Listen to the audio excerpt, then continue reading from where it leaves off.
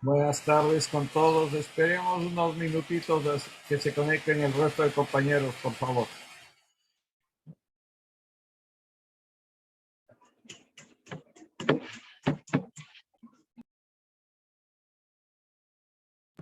Buenas tardes.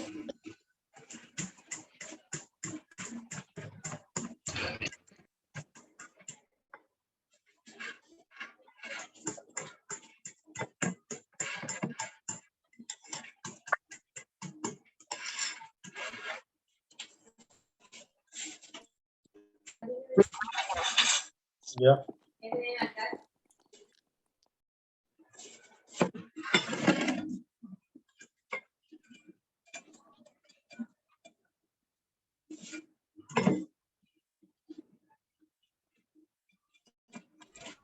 Buenas tardes. Vamos a subirte.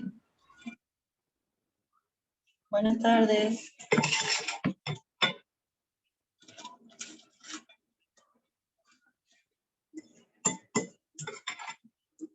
Caramba.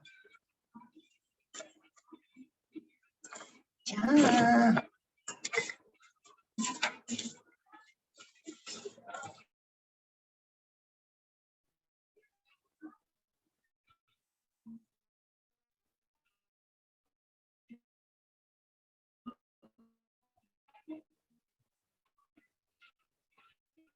¿Puedes aguantarte?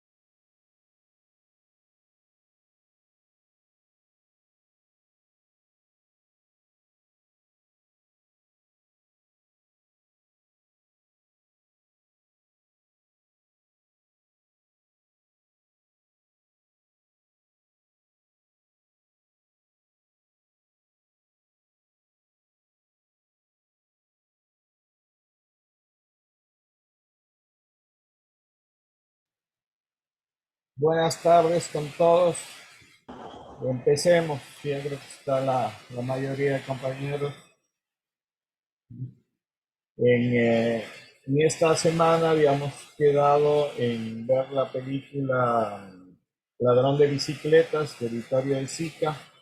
Es una película clásica del neorrealismo italiano, considerado por algunos críticos como mm, la obra cimera del neorrealismo, pero hay igual diversas opiniones. ¿Qué es lo importante de este movimiento del neorrealismo? Que fue un movimiento bastante contestatario para la época. Hay que entender que Italia salía de la Segunda Guerra Mundial.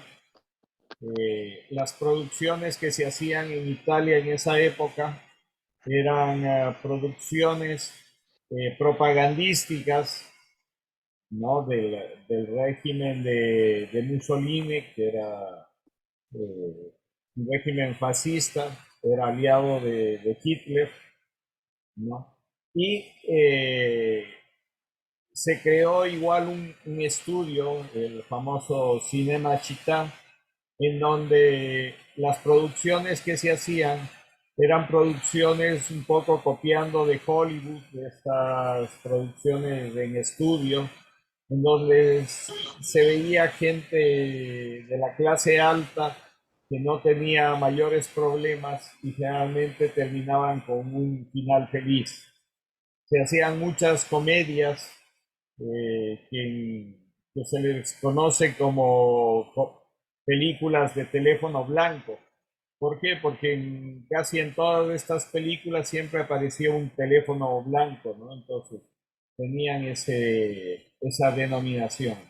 Entonces hubo un grupo de realizadores, entre esos Visconti, Rossellini y el mismo Vittorio De Sica, que comenzaron a desarrollar una nueva propuesta, es decir, sacar las cámaras a la calle, filmar la realidad, filmar tipo documental, ¿no? Y este es un poco el contexto en donde se realiza esta producción, Ladrón de Bicicletas, que es una de las películas más premiadas en su época del cine italiano. Inclusive tuvo una nominación, en esos años no había el Oscar a película, a mejor película extranjera, sino era un reconocimiento a una película extranjera y en ese año ganó justamente El Ladrón de Bicicleta. Bueno, este es un poco el contexto. Otra de las características de estas producciones es que trabajaban con actores no profesionales, actores más bien de la calle, que permitían dar mayor fuerza y realismo a estas producciones. Bien, como en otras reuniones anteriores, empecemos eh, con las opiniones de ustedes acerca de la producción esta, Ladrón de Bicicletas. Más que hacer en este momento un análisis más lógico, técnico, ¿qué sensación les produjo a ustedes? De pronto algunas personas ya han visto esta producción, pero el verla nuevamente no sé qué efecto les produjo. Igualmente, que levanten la mano para irles dando la palabra a las personas que deseen intervenir. Bien, ¿alguna pregunta, alguna opinión con respecto a Ladrón de Bicicletas o de pronto al texto? Vamos con Luis, por favor. Luis, le escuchamos.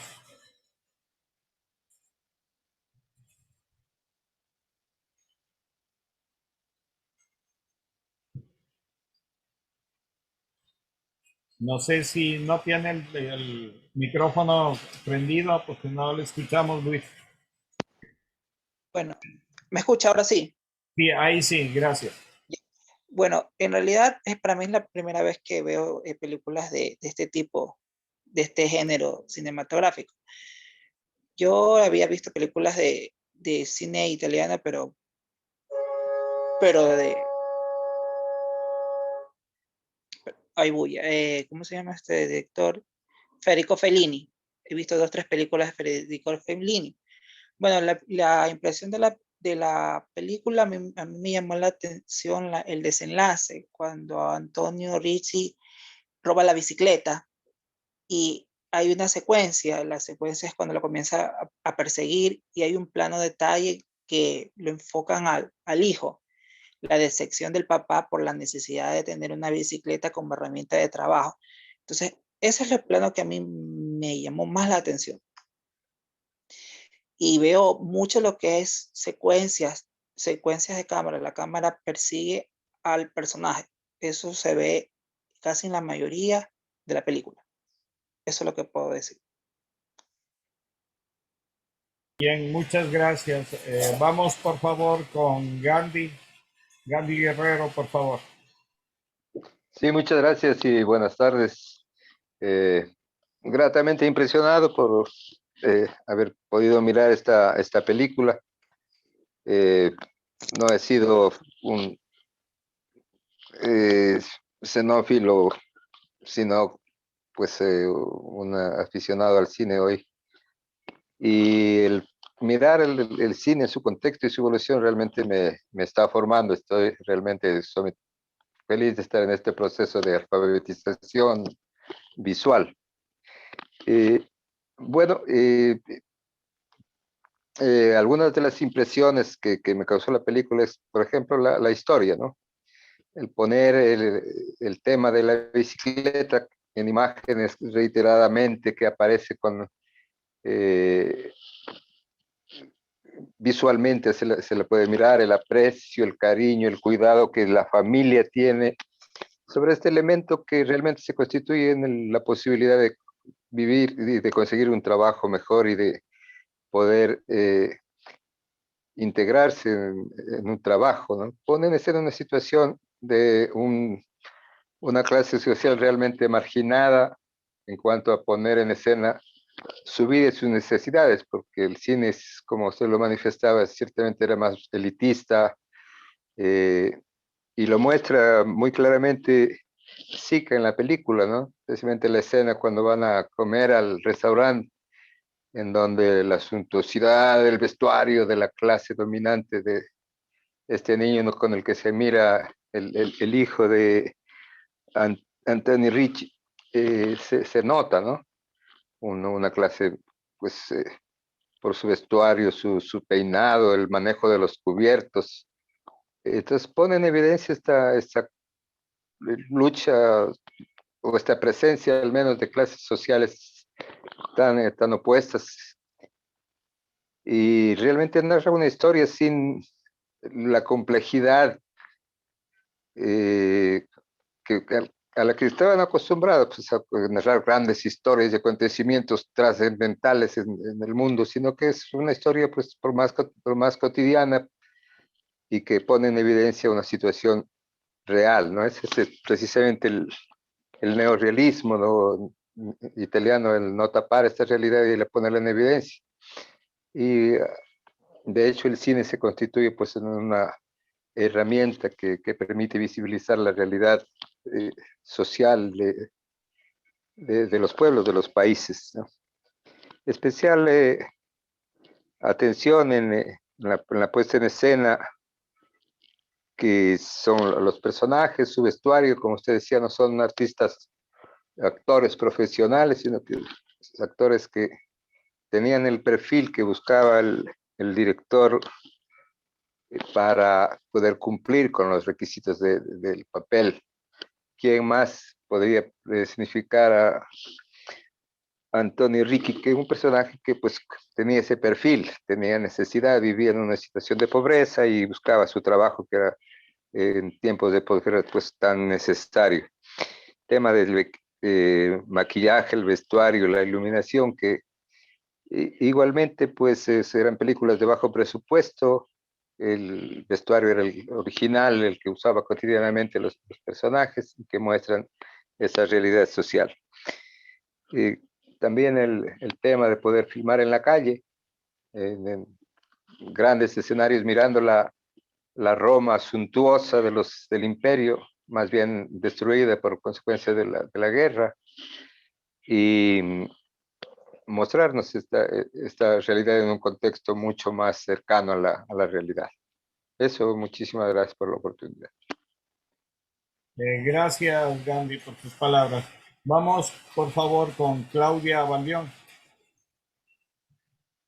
Buenas noches. A ver, desde el punto de vista emocional, yo lo comenté en el grupo, la vi hace muchos años, la película no me produjo absolutamente nada y seguimos en exactamente la misma posición para mí, nada ha cambiado. O sea, me he sentido mucho más conmovida con otras historias que quizás no merecían, pero no sé, no hubo la conexión emocional con la película. Puedo apreciar la historia, cómo el ladrón de bicicleta no es realmente el primer ladrón, sino el protagonista cuando ya se convierte en el ladrón de bicicleta. Lo que sí, una toma que me gustó y algo que sí puedo apreciar es lo palpable de la pobreza en esa película.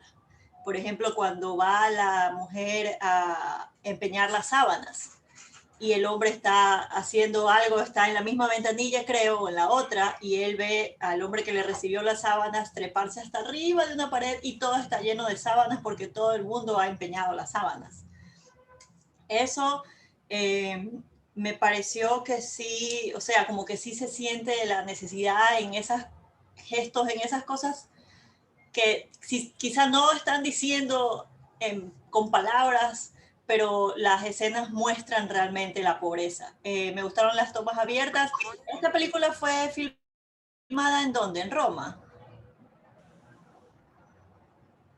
Sí, el escenario de Roma, sí, son en las calles de Roma.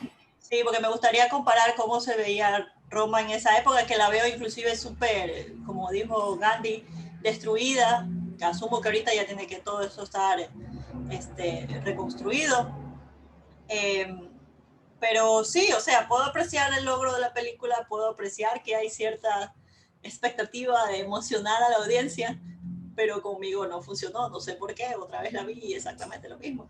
Pero sí, interesante, esta vez la pude ver de una manera quizá un poco más técnica, quizá buscando más cómo trabajaban las cámaras o cómo contaban la historia.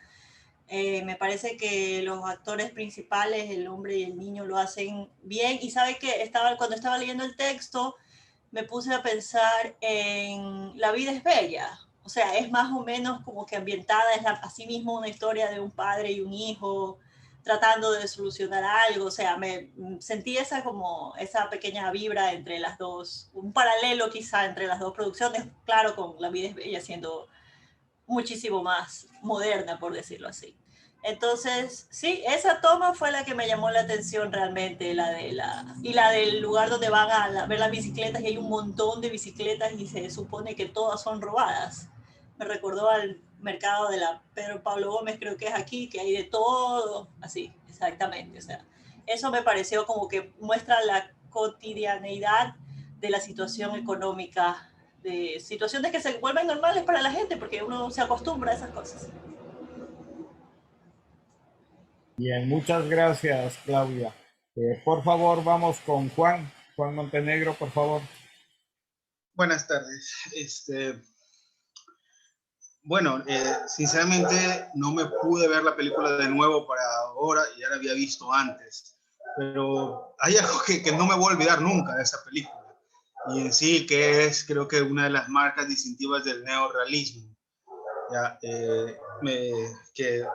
que yo cuando yo la veía, cuando la vi por primera vez, fueron unos 2, 3 años atrás, yo decía, ya va a encontrar la bicicleta, ya la va a encontrar. Como que cada rato seguía pasando, ya la encuentra, ¿no? Entonces, eso es lo que te hace la película, estás esperando o buscando el final feliz. Y se queda sin ese final, ¿no?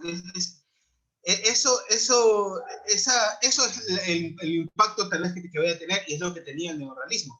No he visto mucho de neorrealismo. O sea, la otra película que he visto es Alemania Año Cero de Rossellini, ya que también te da esa misma sensación, esa sensación de que estás viendo pasar estas situaciones complicadas de estas personas a la espera de que te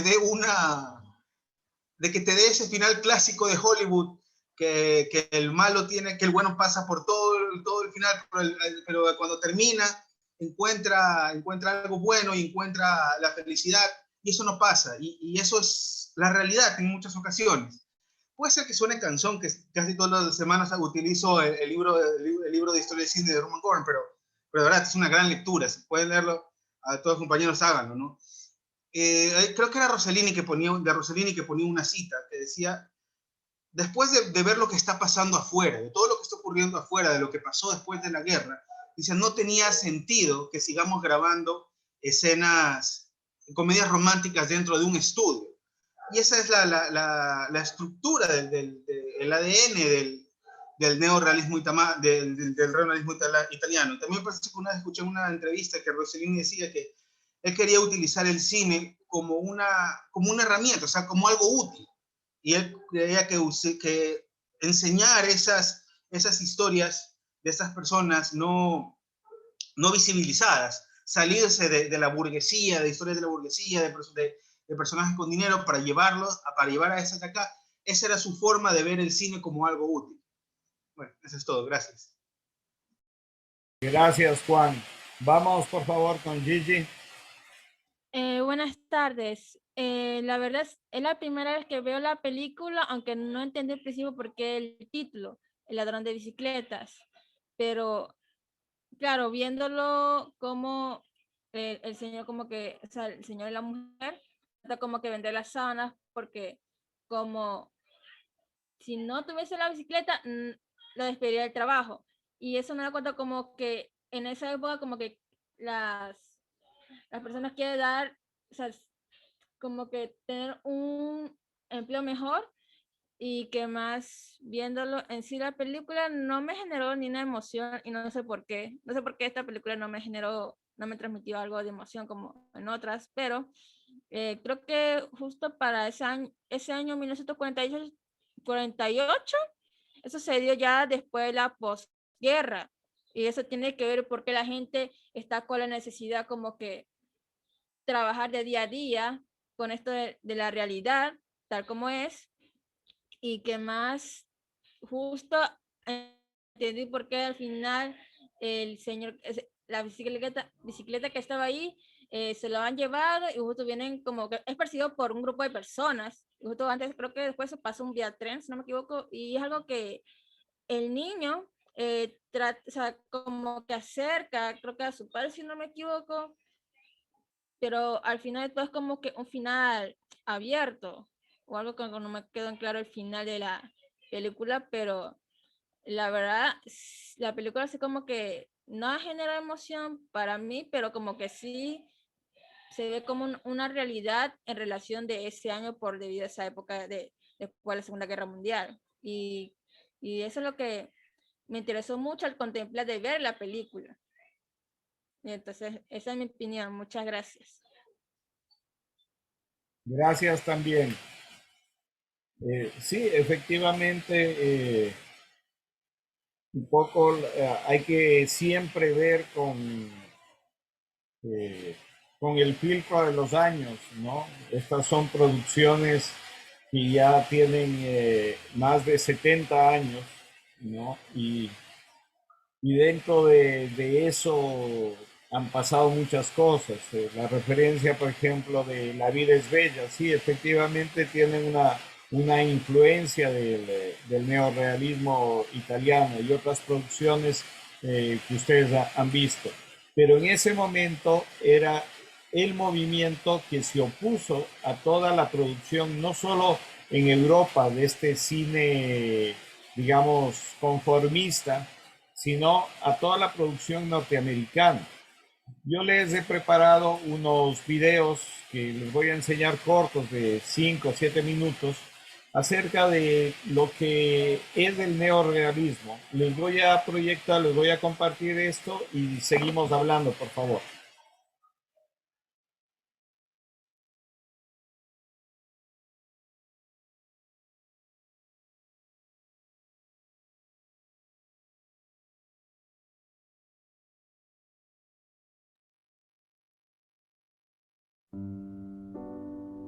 Bienvenidos a Zoom F7. En esta ocasión analizaremos un movimiento cinematográfico cuya estética emergió de la destrucción. El fin de la Segunda Guerra Mundial supuso para toda Europa un futuro desolador. Las ruinas provocadas por el conflicto bélico afectaron principalmente los territorios de Francia, Alemania e Italia, este último con mayor daño, después de vivir la invasión nazi y el régimen totalitario de Benito Mussolini. De ese panorama de la posguerra nace el neorrealismo italiano.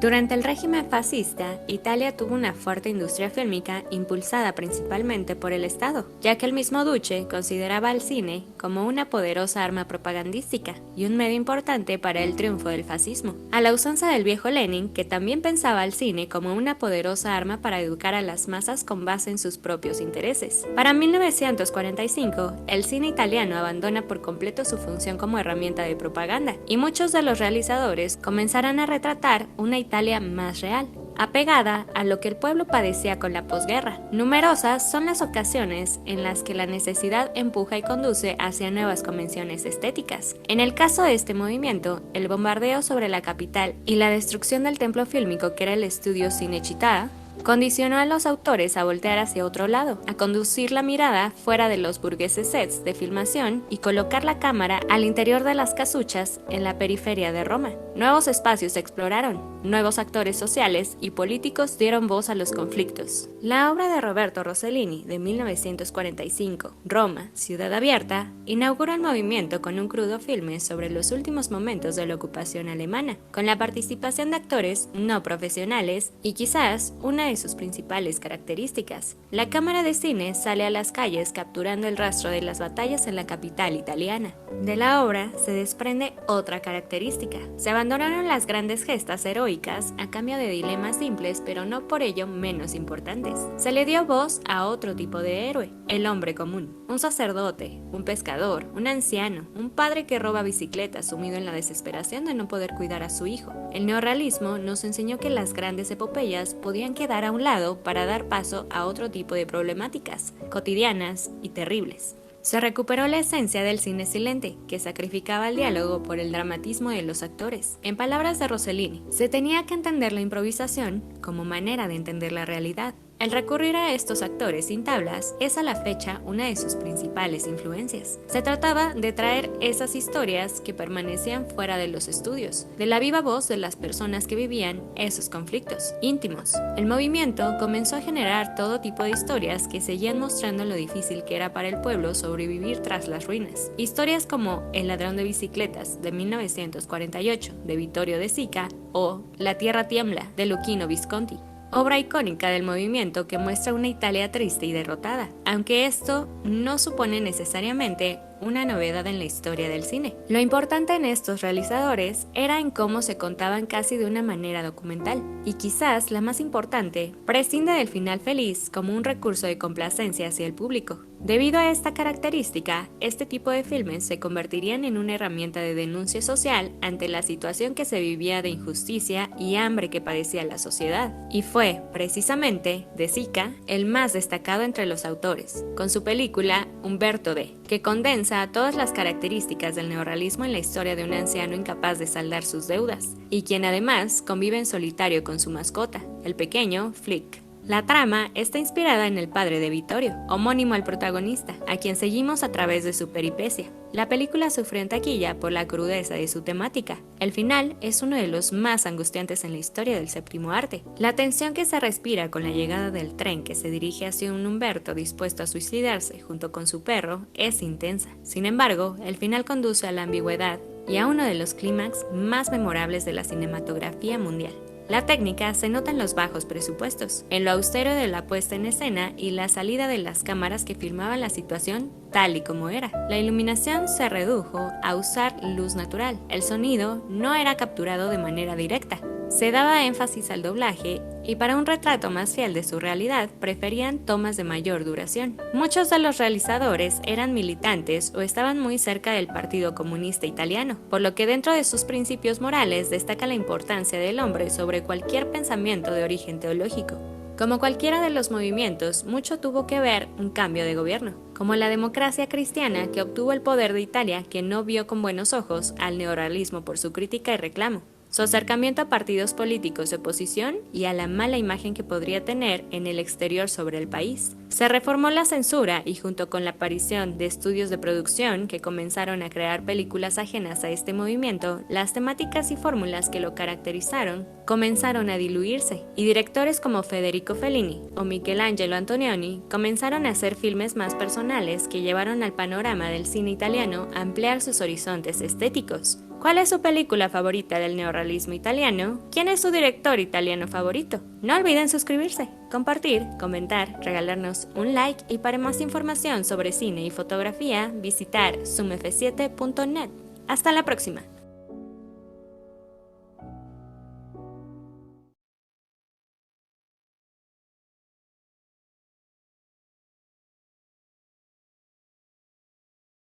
Bien, creo que eso ayuda un poco a entender mejor este movimiento del neorrealismo, ¿no? Entender un poco cuáles son sus orígenes, cuáles las consecuencias que ha tenido, porque es un movimiento que ha influido mucho, no solo en el cine italiano, sino en el cine europeo en general y en el cine latinoamericano. O sea, yo creo que muchos realizadores de los años 60, sobre todo, tuvieron mucha influencia del cine italiano. Estamos hablando de países como México, Argentina, Brasil, en donde ha habido una producción importante. Cuba también, ¿no? Ha habido una influencia del cine italiano y del neorrealismo. También, por ejemplo, la Nouvelle Vague francesa tuvo influencia de este movimiento, ¿no? Y como ven, realizadores como Fellini, Antonioni posteriormente comienzan a tener una influencia, solo que ellos hacen un cine más personal. Pero lo importante de esto, de este movimiento, algunos críticos o historiadores de cine lo catalogan que duró pocos años, digamos, empezó en el 45 y termina en el 50, 52, pero no se puede hacer una categorización tan drástica, ya que hay películas, inclusive anteriores al movimiento neorrealista, como por ejemplo Arroz Amargo, Rizo Amaro, ¿no? De 1943, en donde es una trama más liviana, pero ya se topa elementos de esta realidad. Y también películas posteriores, inclusive Cinema Paradiso, por ejemplo, tiene una influencia del neorrealismo italiano. Entonces, este es un poco el contexto y la importancia de este movimiento. No solo en Italia, sino que en el resto del mundo, porque al terminar la Segunda Guerra Mundial, los Estados Unidos era el único país desarrollado y que no tenía una crisis económica como el resto de países. Y la industria cinematográfica comenzó a fluir más. Es más, los westerns se comienzan a filmar en Italia, por ejemplo, en España también. Entonces hay una fuerte presencia norteamericana en estos países y estos cineastas comienzan a reflejar su realidad, a hacer su realidad y tienen toda esta estética de sacar las cámaras a la calle, de trabajar con no actores profesionales, ¿no? Que da esa particularidad a este movimiento. No sé si hasta aquí tienen alguna pregunta, algún comentario que quisieran hacer. ¿Alguien que quiera opinar algo de esto del neorrealismo? ¿No? ¿O de la película? Bueno, seguimos. Este movimiento tiene en base a tres realizadores, digamos que son los más conocidos, ¿no? Rossellini, Visconti y Vittorio De Sica. Las producciones que ellos realizaron, ¿no? Tienen algo en común, que son esto de el trabajo cámara en la calle, ¿no? El alejarse de los estudios de grabación, el trabajar con actores no profesionales, ¿no? Lo que les permitía inclusive adaptar los guiones a estos personajes. No es que trabajaban, por ejemplo, ya quiero tal característica del personaje, ¿no? Muchos de estos realizadores lo que hacían es conocer al personaje primero para inclusive reescribir la historia. Y algo singular, por ejemplo, del Ladrón de Bicicletas, es que el actor era un operario, un obrero, que acompañó a su hijo a hacer el casting para la película, para el muchacho, y el director, Vittorio De Sica, lo vio y dijo, por su rostro, dice, este es el personaje para hacerlo. Entonces lo contrató para realizar esta producción. Él no era actor, pero al tener una repercusión tan grande, no solo en Italia, sino en el resto del mundo, esta película, que ha ganado como 9 premios internacionales. En esa época no había el Oscar a mejor película extranjera, pero sí había un reconocimiento a la película extranjera y en ese año ganó justamente El Ladrón de Bicicletas. Entonces, este actor tuvo mucha fama, pero cuando regresó a su trabajo, porque él era obrero, tornero, ya no le dieron su trabajo y lo que le habían pagado no le alcanzó mucho. Trabajó en algunas otras películas, pero no en papeles muy importantes. Entonces, el actor este también tuvo, como decía Andy Warhol, sus 15 minutos de fama y después no consiguió más trabajo, ¿no? Esta es un poco la realidad también de estas producciones. El, Esta película también está basado en un libro, ¿no? Que se llama Los ladrones de bicicleta.